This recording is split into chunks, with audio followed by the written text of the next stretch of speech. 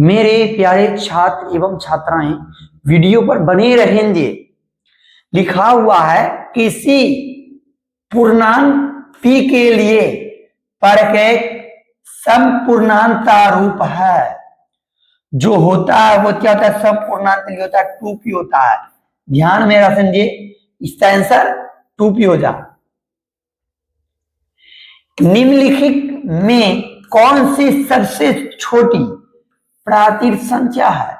आप जानते हैं प्राकृत संख्या हम उसे कहते हैं, गिनती की संख्या तो हम प्राकृत संख्या कहते हैं, जैसे 1 2 3 4 5 6, ये कहां तक, अनंत तक, अनंत तक ये चला जाता है।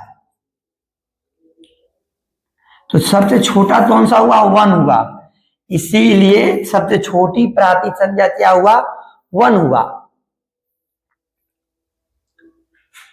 √12 का परिमितीकरण पूर्णांक है। इसका जो होता है पूर्णांक वो √3 होता है। क्या होता है, √3 होता है।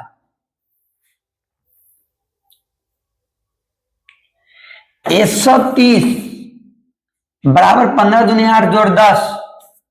अब 15 बराबर 5 दूनी 3 जोड़ 0 था, 900 हो जा। आप जानते हैं जब हम 130 था, जब हम 900 निकालते हैं तो ये आता है गुणनखंड करने पर। 15 का जब हम करते हैं 3 से 5 हुआ, दोनों में क्या मिल रहा है, 5, दोनों में 2 नहीं है 3 नहीं है, इसीलिए 900 बराबर क्या हुआ, 5। 5 है, ऑप्शन नंबर बी हमारा ये सही जवाब।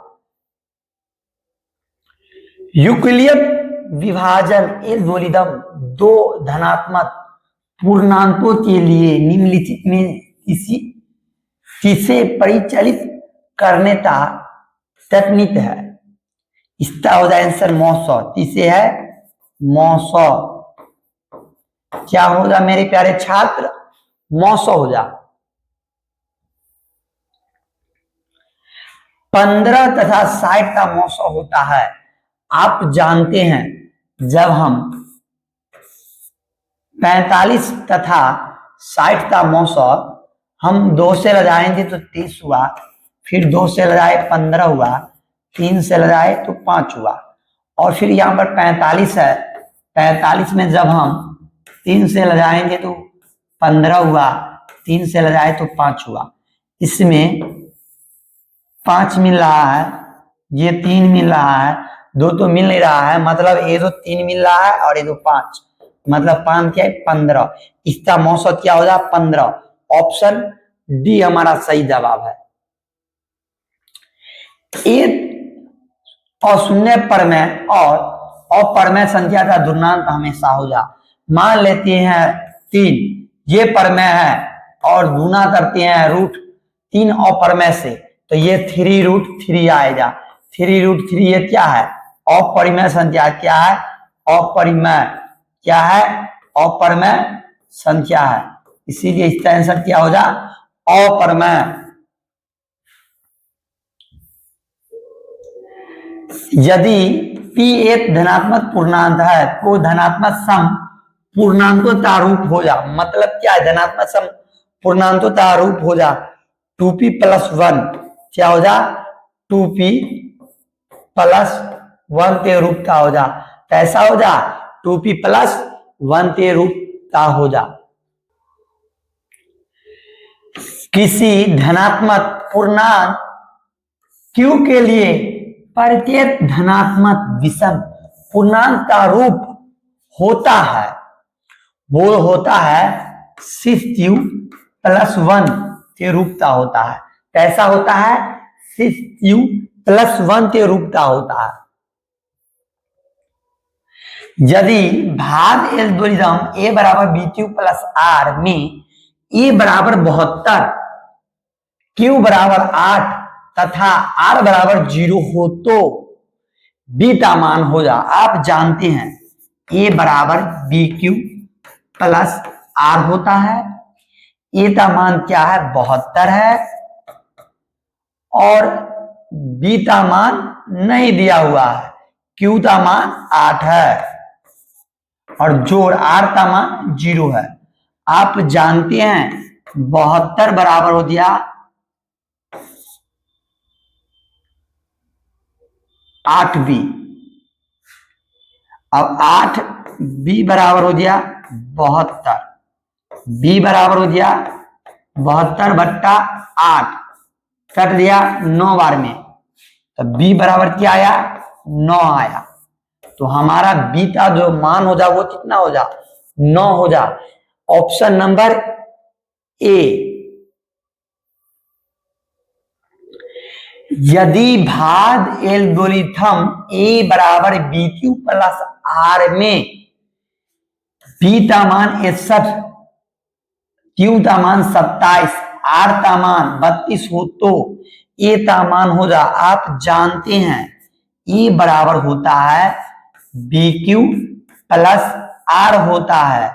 जब ए बराबर बी क्यू प्लस आर होता है तो ए बराबर हम लिख सकते हैं बी का मान 61 है दूने क्यू का मान 27 जोड़ आर का मान क्या है, आर का मान आपको पता है यहाँ पर दिया हुआ है 32 मतलब 32 है।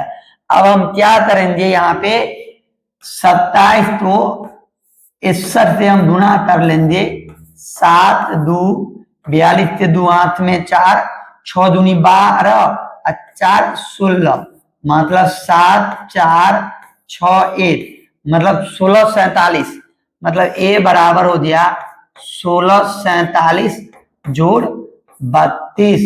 अब हम इसे ए बराबर बोल सकते हैं 7 2 9 4 3 7। अब क्या 6 से 6 1 और ये हमारा क्या हुआ ए बराबर आंसर हो गया ऑप्शन नंबर ए हमारा सही जवाब। फिर हम आगे बढ़ते हैं मेरे प्यारे छात्र।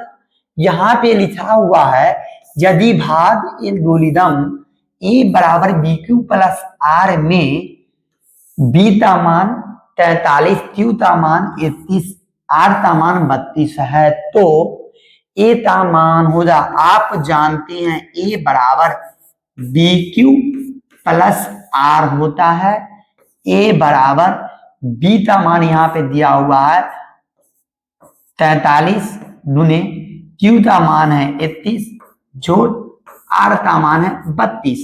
आप जानते हैं ए बराबर ये दोनों तो हम गुना कर लेंगे 43 और 31 तो जब हम गुना करेंगे तो 3 4 3 क्या 9 4 क्या 12 3 3 3 1 मतलब 1333 1333 जोड़ 32। तो ए बराबर हो गया 3 2 5 3 3 6 आ 1 थे कितना याद है यहाँ पे 1332 ना, तो 1333 1333 3 रह दिया तो यहाँ पर क्या आएगा 3 मतलब 1365। हमारा जो आंसर हो जाए वो 1365 ऑप्शन ए। यहां पे लिखा हुआ है वृत्ताकार पथ पर 3 धावक एक ही स्थान से दौड़ना प्रारंभ करते हैं तो एक चक्कर लगाने में क्रमशः 3 घंटे 4 घंटे और 8 घंटे का समय लगता है। तीनों प्रस्थान बिंदु पर पुनः मिलने में लगा समय हो जा। आप जानते हैं जब भी ऐसा क्वेश्चन रहे उससे हम एलसीएम निकाल देते हैं।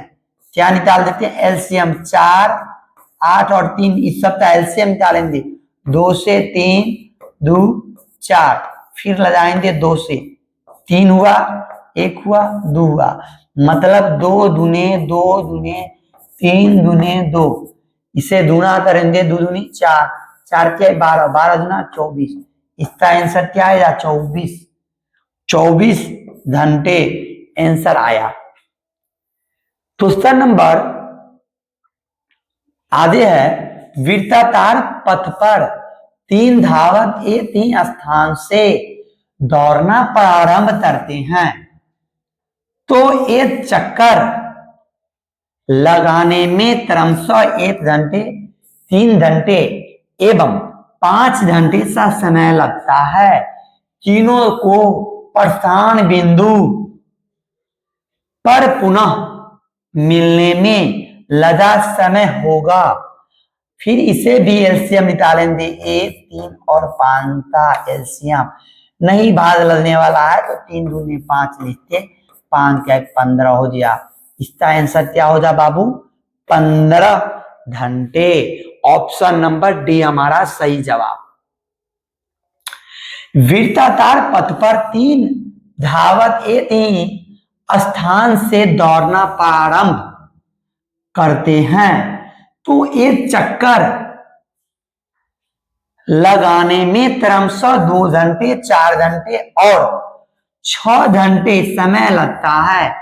तीनों प्रस्थान बिंदु पर पुनः मिलने में लगा समय होगा।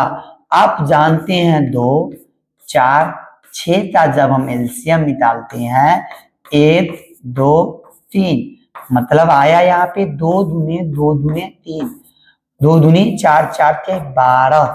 क्या आएगा आंसर? 12 घंटे। Option C